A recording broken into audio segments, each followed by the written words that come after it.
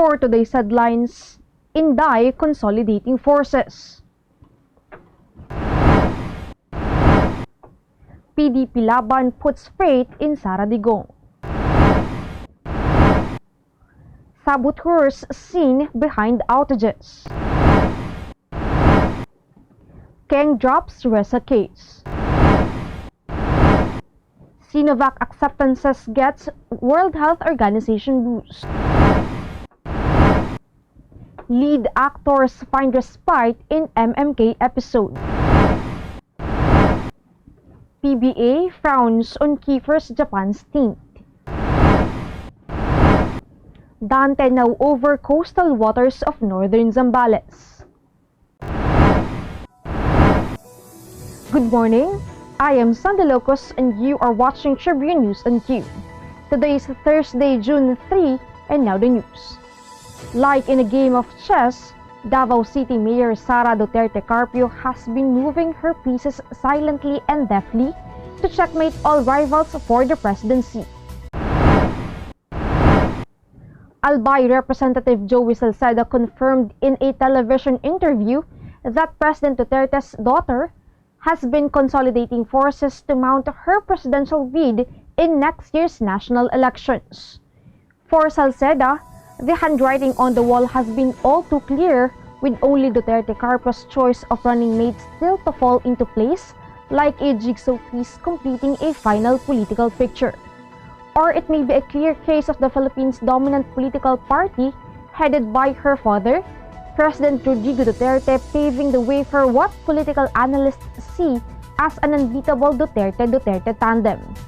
This week, PDP-Laban made official its push for the president to run as vice president, which according to analysts can be either in support of his daughter or of his protege, Senator Bongo. Should Davao City Mayor Sara Duterte decide to run for president and she gets picked by President Duterte for the 2022 elections, the ruling PDP-Laban will toe the line and will endorse the Duterte-Duterte tandem, a ranking PDP-Laban said this week. In an interview with Daily Tribune's Straight Talk, PDP-Laban Acting Secretary General Melvin Matibag said that the party will commit and definitely support the candidacy of the president's daughter. The National Council of the ruling PDP-Laban on Monday adopted a resolution which convinces President Duterte to run for vice president in the 2022 elections.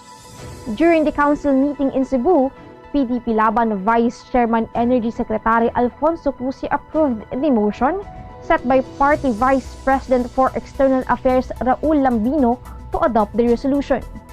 The resolution also urges Duterte to choose his running mate in the next year's elections.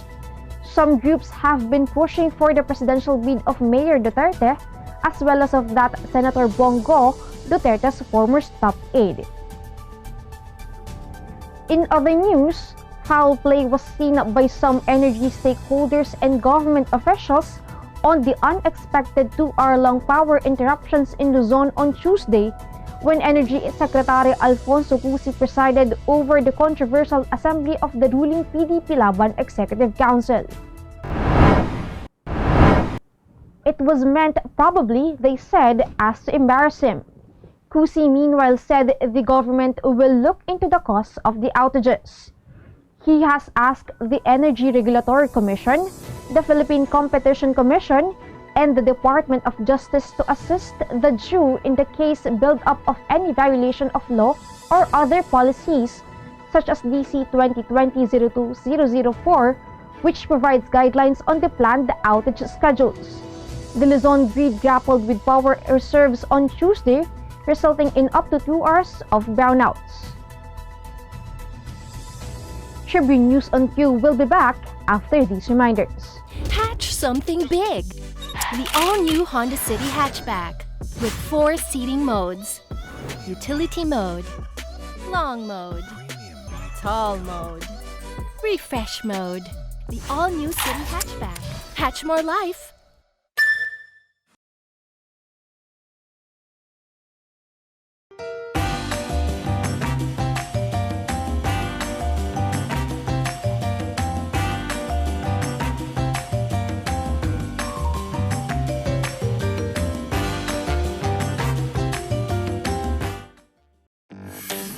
Araneta City, home to the country's first indoor shopping mall, the world's original Thrilla, and the first ever Bini Bini pageant. Now a place for your first win, your first hatch, your first home, your first big break, your first date, and even your first love. Araneta City, the city of firsts. Viber is the free and secure way to connect with friends and family, anywhere. Send messages and make phone and video calls for free. Download Viber now. For the sake of helping COVID-19 victims, businessman Wilfredo Keng has decided to drop the second libel case he filed against Maria Ressa, founder and president of online news site Rappler. He is shelling out 10 million pesos instead as a donation in order to help people infected and displaced by the coronavirus disease pandemic. Keng won in court his first libel case against Ressa on June 15, 2020, but he told the court only last May 25 that he has decided to drop the civil aspect of the second case and that he was hoping the government prosecutors would also drop its criminal aspect. Keng sued Ressa the second time when she retweeted the same libelous information on the same day the court handed down its decision on her first case. The government on Wednesday welcomed the inclusion of Sinovac vaccine in the emergency use list of the World Health Organization, saying it will boost public confidence in the Chinese-made jab. Presidential spokesperson Secretary Harry Roque said Malacanang was elated with the development since the bulk of available COVID-19 vaccines in the country was developed by Sinovac. He noted that the country's Food and Drug Administration has previously approved the jab for emergency use after it was reviewed by local vaccine experts. In a separate statement, Vaccine Czar Secretary Carlito Galvez Jr. said the inclusion of Sinovac in the emergency use list is a positive development to address inoculation hesitancy. He added that the inclusion of Sinovac in the World Health Organization's listing was a strong testament that the vaccines procured by the government are all safe and effective.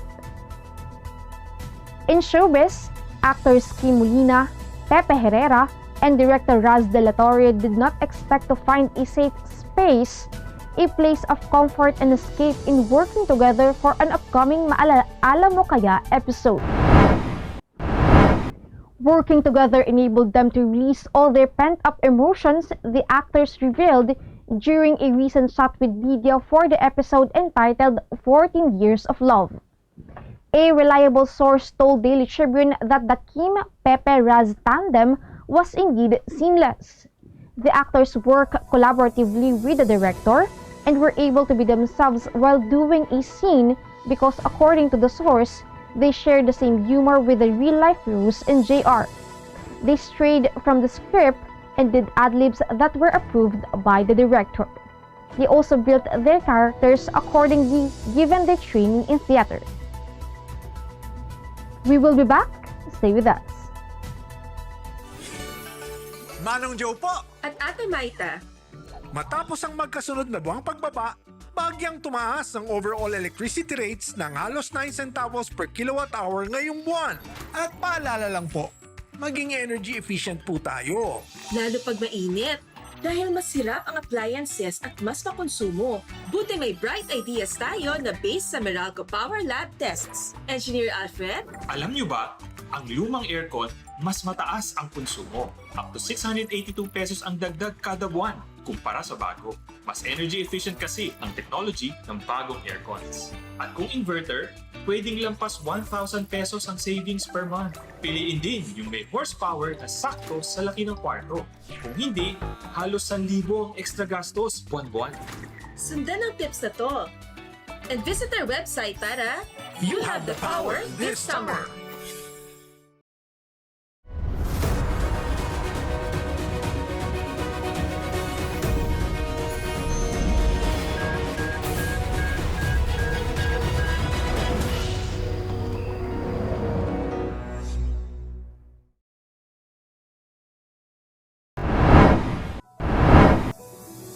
The Philippine Basketball Association doesn't allow Kiefer from seeing action in the Japan B-League. PBA Commissioner Willie Marshall said Ravena's decision to join the Shiga Lake Stars has a legal consequence since he signed a 3-year contract with his mother team NLEX last September. Marshall said under his uniform player's contract, Ravena is committed not only to the Road Warriors but also to the league, barring him from seeing action for any team outside the PBA. Marshall added that he had an informal talk with Ravena last Tuesday in which he reminded him that his move could be against the UPC and the PBA's rules and regulations. Tropical storm Dante is now over coastal waters of Northern Zambales after passing very close to the western coast of Central and Southern Zambales, according to State Weather Bureau Pag-asa. Pag-asa said that as of 4 a.m. today, Dante was estimated over the coastal waters of Santa Cruz, Zambales, with maximum sustained winds of 65 km per hour near the center and gustiness of up to 90 km per hour. It is moving north-northwestward at 25 km per hour. Signal number 2 remains in effect in Zambales and the western portion of Pangasinan, including Infanta, Mabini, Suwal, Labrador, City of Alaminos, Anda, Bulinaw, Bani, Agno, Burgos, and Dasol. Metro Manila, meanwhile, is expected to have light to moderate with at times heavy rains.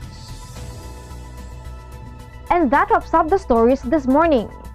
Catch the latest news on our website, tribune.net.ph, and follow us on Facebook, Twitter, and Instagram. Subscribe to our YouTube channel, Tribune Now. The Daily Tribune is one with the nation in facing the COVID-19 crisis, and in line with this, the Daily Tribune digital edition on Press Reader is now available for free online.